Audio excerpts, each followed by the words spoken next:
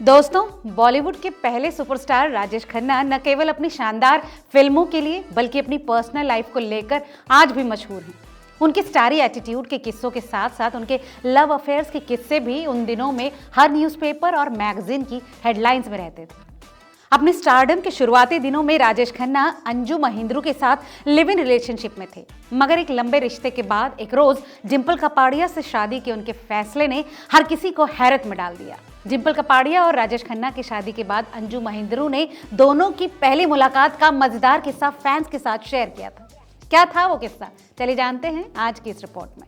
नमस्कार दोस्तों, आप देख रहे हैं रिपोर्टर जी का सिनेमा स्पेशल और मैं हूं आपके साथ लता। काका के फिल्मी सफर की बात करें तो 29 दिसंबर 1944 को अमृतसर में जतिन खन्ना के रूप में जन्मे राजेश खन्ना ने 24 साल की उम्र में साल 1966 में हिंदी फिल्म आखिरी खत से डेब्यू किया था। इस फिल्म के बाद राजेश खन्ना को फिल्मों में ऑफर मिलने शुरू हुए। कई फ्लॉप और कुछ हिट फिल्मों के बाद साल 1971 में आई सुपरहिट फिल्म हाथी मेरा साथी ने राजेश खन्ना को शोहरत का अलग स्वाद चखाया। दोस्तों, ये फिल्म उस दौर की सबसे ज्यादा कमाई करने वाली हिंदी फिल्मों में से एक बन गई। इसके बाद राजेश खन्ना ने पीछे मुड़कर कभी नहीं देखा। वहीं उस समय अंजू महिंद्रू बतौर एक्ट्रेस, मॉडल और फैशन डिजाइनर काम कर रही थी। जिस दौर में अंजू स्ट्रगल कर रही थी तब राजेश खन्ना एक सुपरस्टार बन चुके थे। धीरे धीरे दोनों के अफेयर्स की कहानी हर जगह फैलने लगी। अपने रिश्ते के शुरुआती सालों में दोनों ने एक दूसरे को सपोर्ट किया। कहा जाता है कि अंजू एक डेडिकेटेड गर्लफ्रेंड थी और राजेश खन्ना के साथ वो साल 1966 से 1972 तक यानी 7 साल लंबे समय तक लिव इन में रही। मगर 1971 में कुछ ऐसा हुआ जिसके बाद दोनों के बीच सब कुछ बदल गया। दरअसल अंजू के वेस्टइंडीज के क्रिकेटर गैरी सोबर्स के साथ डेटिंग की अफवाहें उड़ने लगी। इन खबरों से राजेश खन्ना काफी गुस्से में आ गए और कहा जाता है कि राजेश खन्ना का अंजू से शादी का फैसला इस सब के बाद ही बदला। अंजू की मां चाहती थी कि राजेश खन्ना जल्द से जल्द उनकी बेटी से शादी कर ले। राजेश खन्ना भी यही चाहते थे, लेकिन अंजू के लगातार शादी से इनकार के चलते साल 1972 में आखिरकार राजेश खन्ना ने उनसे अपना रिश्ता तोड़ लिया। अपने एक इंटरव्यू में अंजू ने खुद इस बात को कबूल किया था कि राजेश खन्ना के अलग और लगातार बदलते ख्यालों ने उनके रिश्ते में बहुत खटास पैदा कर दी। अंजू कहती हैं, वो एक बहुत ही पुराने ख्यालों वाले इंसान हैं, फिर भी किसी न किसी तरह हमेशा मॉडर्न लड़कियों की ओर अट्रैक्ट होते हैं। अंजू कहते हैं, भ्रम हमारे रिश्ते का एक हिस्सा था।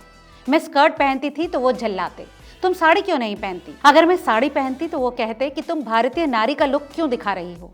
स्टारडस्ट के साथ एक दूसरे इंटरव्यू में अंजू ने यहाँ तक कहा था कि साल 1969 से पहले राजेश की फ्लॉप फिल्मों ने उन्हें मानसिक रूप से कमजोर बना दिया था, जिसके चलते दोनों के बीच कई बार बहस हुई। राजेश खन्ना का साथ निभाना दिनों दिन उनके लिए मुश्किल होता जा रहा था। अंजू कहती हैं कि वो मूडी, गुस्सैल और चिड़चिड़े स्वभाव के थे। हर समय वो बहुत तनाव में रहते थे और लगभग घबराए हुए से रहते थे। वहीं अंजू महिंद्रू से अपना रिश्ता टूटने पर राजेश खन्ना ने मीडिया को दिए एक इंटरव्यू में इस रिश्ते का दूसरा पहलू साझा किया। उन्होंने कहा कि वो अंजू के समय के लिए कितनी भी कोशिश कर लें, वो हमेशा बिजी रहती थी। अक्सर स्टूडियो में एक मुश्किल दिन के बाद मैं घर लौटता और एक नोट पाता जिसमें लिखा होता था कि वो किसी पार्टी में गई थी। जानकार बताते हैं कि जब राजेश खन्ना ने डिंपल कपाड़िया से शादी की तो वो अपनी बारात एक्स गर्लफ्रेंड अंजू महिंद्रू के घर के आगे से ले गए। खैर, डिंपल कपाड़िया से शादी के बाद उनकी 2 बेटियां ट्विंकल खन्ना और रिंकी खन्ना हुई।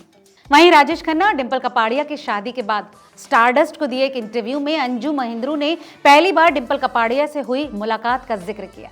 उन्होंने इस इंटरव्यू में बड़े ही दिलचस्प तरीके से बताया कि जब डिंपल कपाड़िया पहली बार काका और अंजू से मिली थी तब डिंपल ने राजेश खन्ना को अंकल और उन्हें आंटी कहा था, लेकिन बाद में उनका रवैया बिल्कुल बदल गया।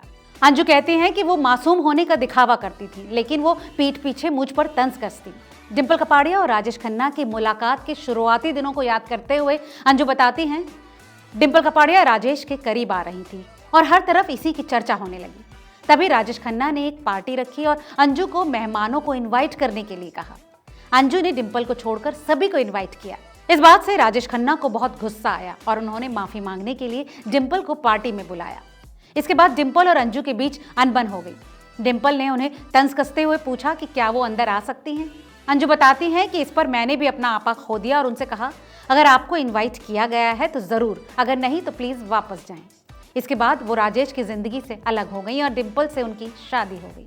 अपने इस इंटरव्यू में अंजू ने यह भी बताया कि उस वक्त डिंपल महज 15 साल की थी, यानी कि राजेश खन्ना से आधी उम्र की। तो दोस्तों, देखा आपने कैसे राजेश खन्ना से शादी से पहले डिंपल कपाड़िया उन्हें अंकल कहकर पुकारती थी। इस पर आपकी क्या राय है, हमें कमेंट करके जरूर बताएं और ऐसी तमाम और दिलचस्प खबरों के लिए देखते रहिए रिपोर्टर जी।